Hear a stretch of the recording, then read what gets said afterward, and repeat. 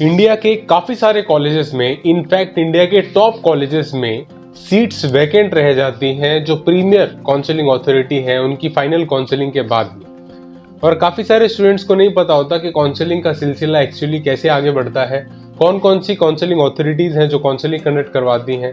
तो ये सारी लैक ऑफ इन्फॉर्मेशन की मदद से स्टूडेंट्स जो सीट उनके लिए डिजर्विंग सीट होती है वो भी सीट कभी कभार उन्हें नहीं मिल पाती।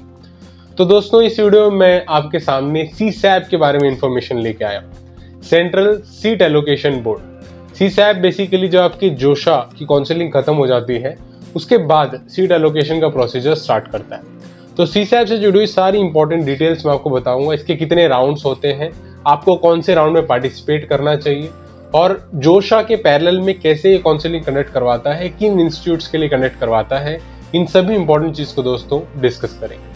तो चलिए दोस्तों बिना किसी देरी के आज के इस इंफॉर्मेटिव वीडियो की शुरुआत करते हैं।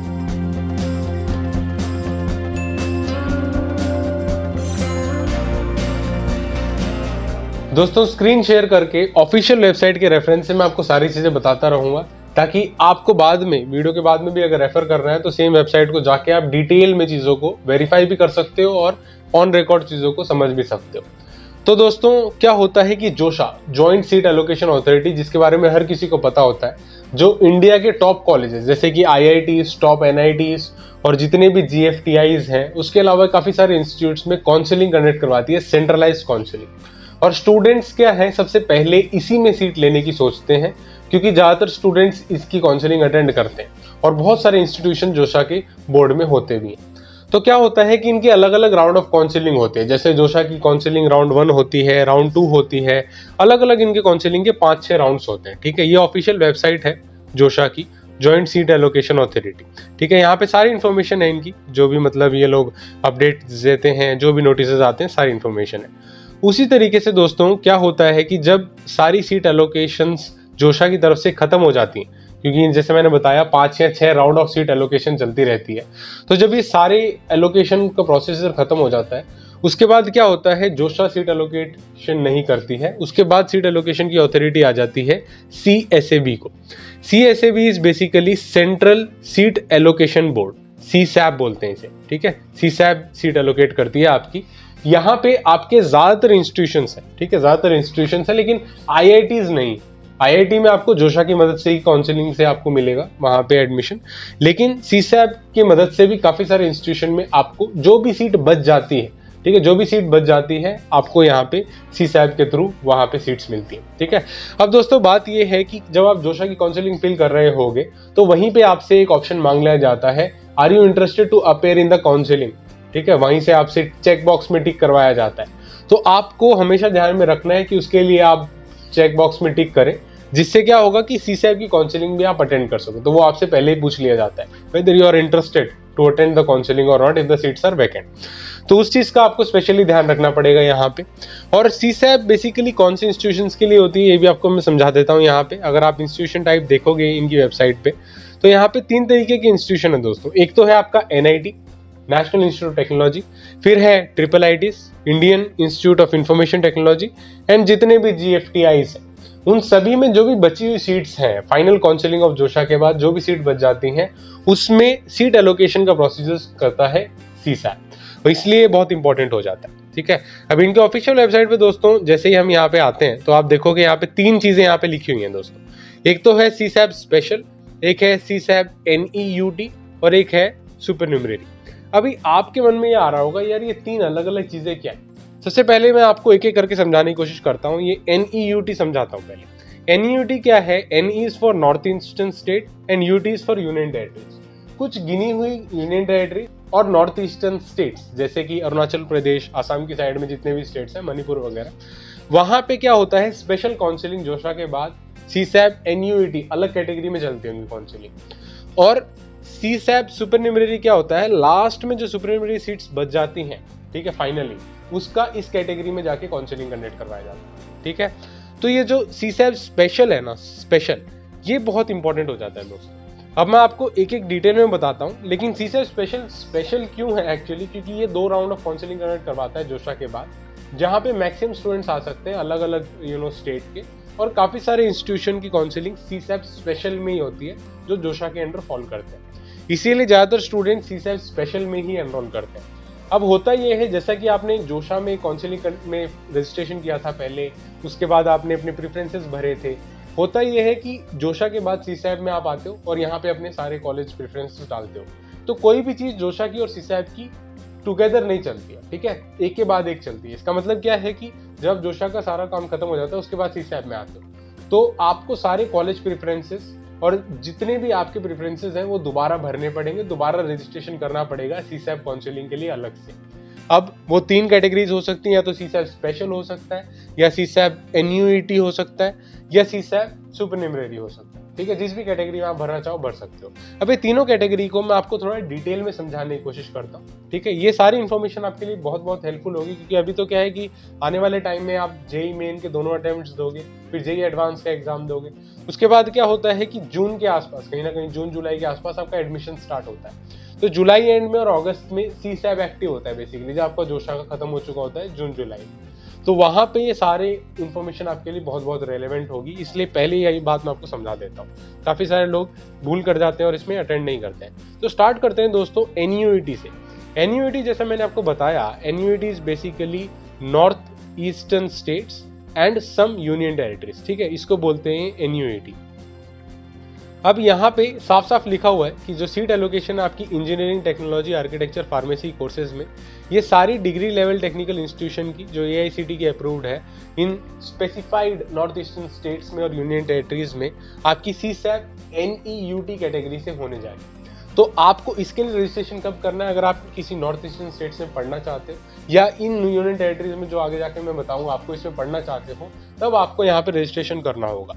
तो इसकी ऑफिशियल वेबसाइट है दोस्तों, यहाँ पे जब आप आते हो सीसैप की ऑफिशियल वेबसाइट पे तो अलग से एक टैब बना हुआ है NEUT का, ठीक है। इस टैब पे जब आप क्लिक करेंगे तो यहाँ पे सारी इन्फॉर्मेशन है। राउंड 2 की वे 2024 की डिटेल्स यहाँ पे दी हुई है, सीट एलोकेशन रिजल्ट्स और बाकी इंपॉर्टेंट इन्फॉर्मेशन भी है। तो ये सारे लिंक्स यहाँ पे एक्टिवेट हो जाएंगे 2025 में भी, अगस्त या जुलाई एंड में। तो उस टाइम आपको यहाँ पे एक्टिव रहना है और जो प्रोएक्टिवली अपना काम करना होगा। तो ये सारी इन्फॉर्मेशन यहाँ पे दी हुई है। अब आपके मन में ये सवाल आ रहा होगा कि कौन कौन से इंस्टीट्यूशन इसमें आते हैं, कौन कौन से एग्जैक्टली नॉर्थ ईस्टर्न स्टेट आते हैं और कौन कौन सी यूनियन टेरिटरीज आती है। तो वो भी मैं आपको बताने की कोशिश करता हूँ कि कौन कौन से बेसिकली इसमें इंस्टीट्यूशन आते हैं। तो दोस्तों सीसैप का यहाँ पे 2024 की डिटेल्स मैं लेके आया हूँ, ये कॉन्टैक्ट डिटेल्स हैं बेसिकली।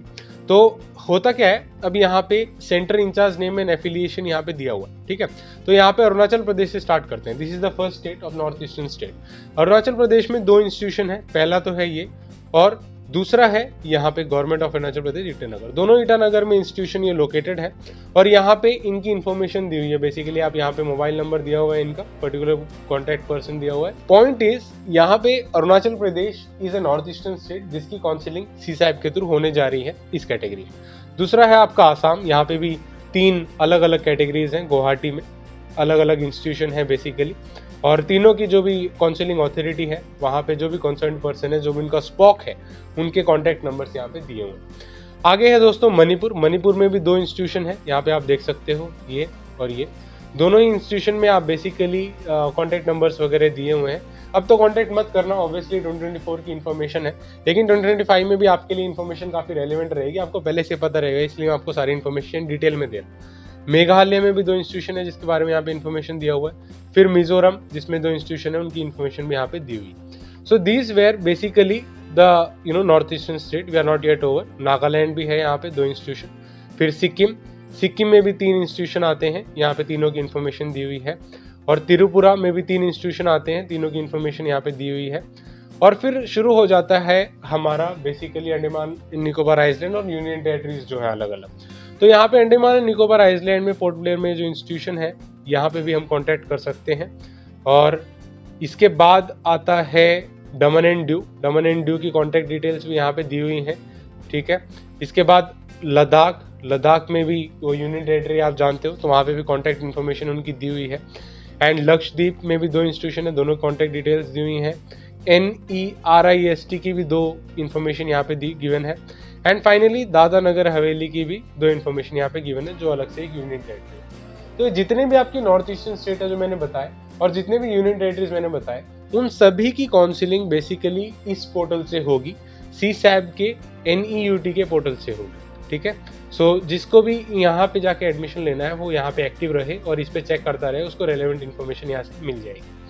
अब क्या है कि काफ़ी इन्फॉर्मेशन ये लोग देते रहते हैं, जैसे कि अब क्या होगा कि आने वाले साल में अगस्त में आप इनके अगर इंपॉर्टेंट इन्फॉर्मेशन में देखोगे तो यहाँ पे लिस्ट ऑफ पार्टिसिपेटिंग इंस्टीट्यूशंस है, सीट मैट्रिक्स के बारे में है, कितनी सीट वैकेंट है वगैरह वगैरह सारी इन्फॉर्मेशन है, ठीक है। तो यहाँ पे जैसे कि ये इन्फॉर्मेशन अरुणाचल प्रदेश में आर्किटेक्चर में, ठीक है, स्टेट कौन सा है, वेस्ट बंगाल है, ठीक है, जादवपुर यूनिवर्सिटी कोलकाता में 2 सीट्स यहाँ पे वैकेंट, ठीक है, 2 सीट एलोकेटेड यहाँ पे की हुई है। तो इस टाइप से जितनी भी इन्फॉर्मेशन है सारी पहले आउट हो जाती है और आप इस तरीके से यहाँ पे इसके रेफरेंस से बेसिकली काउंसलिंग अटेंड कर सकते हो। तो दिस वाज पहला इसका जो कैटेगरी थी CSAB की NEUT। अब आते हैं दूसरी कैटेगरी से, that is super numerary. Super numerary में क्या होता है दोस्तों, जैसे कि यहाँ पे भी लिखा हुआ है कि फाइनली जो आपका जेईई मेंस के रैंक पे बेसिस पे होता है, ठीक है। Finally take care, your JEE mains rank only will be considered in CSAB also. अलग से कोई एग्जाम नहीं होता है, अलग से कहीं पे पैसे देने की जरूरत नहीं है, आप CSAB पे ही आके रजिस्ट्रेशन करो, ठीक है।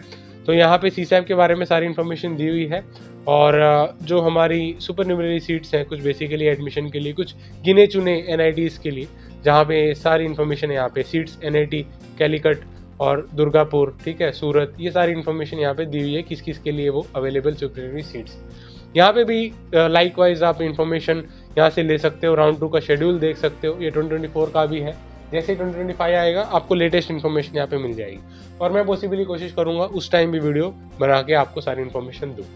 और इसकी भी अगर मैं और डिटेल्स यहाँ पे देखूँ तो देखो यहाँ पे साफ साफ लिखा हुआ है जो सुपर न्यूमररी सीट्स हैं, यहाँ पे seat allocation by JEE mains 2024 rank, जो कि आने वाले साल में ऑब्वियसली 2025 रैंक होगा।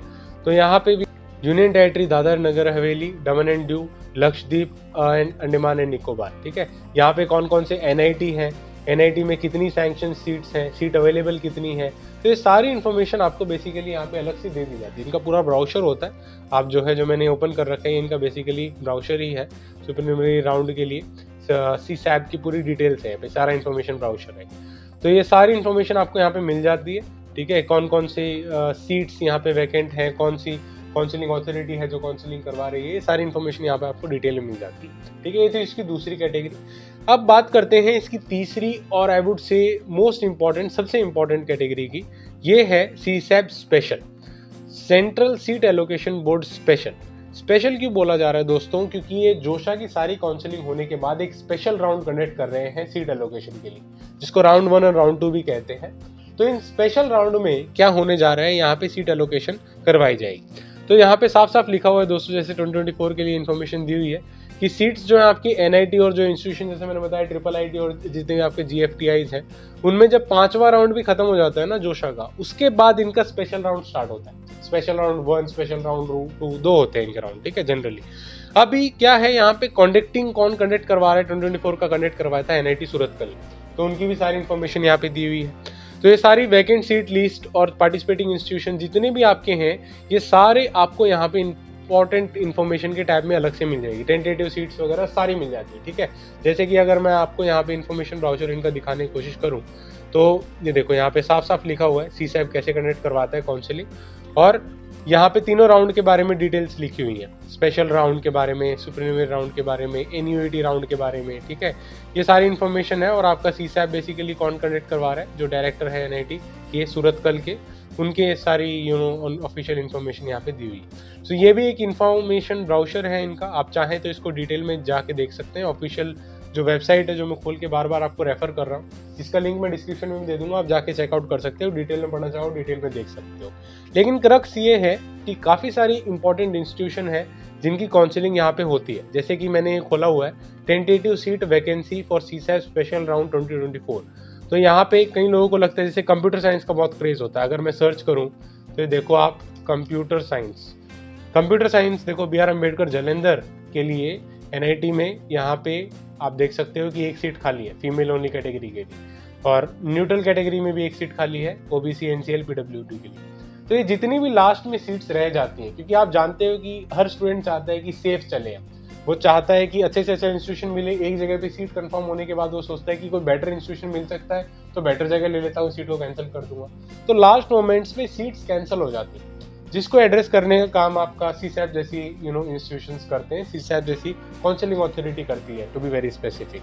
तो यहाँ पे मैंने जैसे दिखाया कि सीएससी में काफ़ी सारी सीट्स वैकेंट रह जाती हैं, एक एक करके और भी इंस्टीट्यूशन में सीट्स अलग अलग कैटेगरी से वैकेंट रहती है। क्योंकि क्या होता है, जोशा के 1, 2, 3, 4, 5 राउंड के बाद स्टूडेंट्स स्टेट काउंसलिंग में भी इनरोल हो रहे होते हैं, तो इन सब काउंसलिंग से वो लोग विश्वास एक्चुअली थोड़ा कम कर देते हैं और उन्हें लगता है कि अब शायद नहीं आएगा इस काउंसलिंग, जिस वजह से लास्ट में कुछ सीट्स यहाँ पे वैकेंट रह जाती है।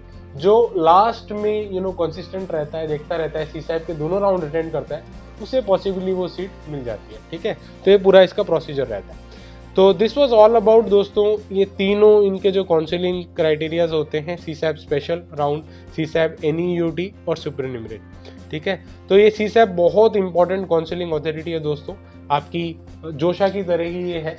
और जोशा के 5-6 राउंड्स के बाद इनके 1 या 2 राउंड स्पेशल कैटेगरी में, और बची हुई दोनों कैटेगरीज में भी पॉसिबली जितने भी राउंड्स हो सकते हैं as per the available seats वो होते हैं। This was the complete detail about the CSAB counselling दोस्तों। सीसैप काउंसलिंग एक बहुत इंपॉर्टेंट चीज़ है जो काफ़ी सारे स्टूडेंट्स को नहीं पता होता, और जोशा जो अटेंड करता है उसे सीसैप भी अटेंड करना चाहिए। ठीक है, यहाँ पे क्या होता है, एक चीज़ का आपको ध्यान रखना होगा, जोशा में आपसे मांग लिया जाता है whether you are interested to appear in the additional round of the CSAB और नॉट। ठीक है, वहाँ पे आपको टिक जरूर करना है ताकि आप इस स्पेशल राउंड्स में अपियर हो सकें। ठीक है, so this is a very very important opportunity in front of you all. Many students don't aware, जैसे मैंने आपको दिखाया टेंटेटिवली कितनी सीट्स खाली हैं। ठीक है, इस टाइप से काफ़ी सारे और भी इंपॉर्टेंट चीज़ें हैं जिसके बारे में स्टूडेंट्स को नहीं पता होता, जिस वजह से पॉसिबली अच्छी सीट वो मिस कर जाती है। ठीक है, तो मैं कोशिश करूंगा दोस्तों आने वाले दिनों में काफ़ी डिटेल में आपको बता सकूँ कौन कौन सी काउंसलिंग अथॉरिटी होती है, कितने राउंड उनके होते हैं, किन चीज़ों का आपको स्पेशली ध्यान देना होता है। ठीक है, ये सारी चीज़ें मैं आपको बताऊंगा, और ऑनेस्टली अपना फीडबैक भी साइड बाय साइड शेयर करते रहेंगे। एंड दोस्तों, अगर आपका कहीं पे नहीं होता है किसी कारणवश, या किसी अच्छे कॉलेज में नहीं होता है जिसमें आप चाहते हैं, तो उस सिचुएशन में भी ज़्यादा निराश होने की ज़रूरत नहीं है, क्योंकि ज़िंदगी में आपको आगे जाके पता चलेगा it is a life long battle. ठीक है, एक सिर्फ कॉलेज में चले जाने से, एक सिर्फ अच्छी ब्रांच ले लेने से आपकी सक्सेस की गारंटी नहीं होती, और हो सकता है शायद शॉर्ट टर्म आपको सक्सेस मिल भी जाए। लॉन्ग रन में लाइफ में हमेशा आपको लगातार मेहनत करती रहनी पड़ती है, और लगातार you need to be happy, you need to always be happy. आप जो काम कर रहे हो उसे अच्छे से मजा लेके काम करो, that is what matters more. और कोशिश करो कि अपनी इंटरेस्ट वाला काम कर सको, उन ब्रांच को, उन फील्ड को स्टडी के लिए चूज करने की कोशिश करो जहाँ पे आपका interest, because interest plays a very important role. मुझे पता है काफ़ी सारे यूट्यूबर्स जो हैं हाइप कर करके चीज़ों को दिखाते हैं, अच्छे से यूजुअल्स वगैरह, कभी इधर से लटक के कुछ आ रहा है, कभी उधर से कुछ आ रहा है, ये वो, और आपको रिकमेंड करते रहते हैं बार बार, CSC ले लो, CSC ले लो, आपका पैकेज बहुत अच्छा लगेगा, बहुत अच्छी जॉब लगेगी। खैर दोस्तों, वो बहुत इंपॉर्टेंट होता है, आई बिलीव।